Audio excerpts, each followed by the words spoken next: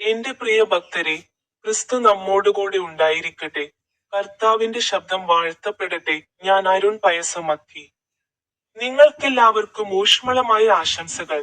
ഇന്ന് ഒക്ടോബർ 7-ാം തീയതി, 2025 മാസത്തിലെ 10-ാം തീയതി. നമ്മുടെ മാതാവിന്റെ ജപമാല ചൊല്ലിക്കൊണ്ട് എല്ലാ വർഷവും ഒക്ടോബറിൽ മാതാവിന്റെ വിശുദ്ധ പ്രത്യക്ഷീകരണത്തിനായി നിങ്ങൾ പ്രാർത്ഥിക്കാറുണ്ടോ?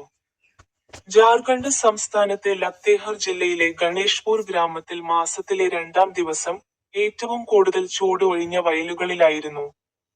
ബൈബിളിലെ തന്റെ ഒരു വാക്യത്തെക്കുറിച്ച് അദ്ദേഹം സംസാരിച്ചു. സങ്കീർത്തനങ്ങളിൽ അധ്യായം 62, വാക്യം 1. അദ്ദേഹം പറഞ്ഞു, സത്യമായും ഞാൻ നിശബ്ദമായി എന്റെ ഹൃദയം ദൈവത്തിൽ ഉറപ്പിച്ചിരിക്കുന്നു. എന്റെ രക്ഷ അവനിൽ നിന്നാണ്.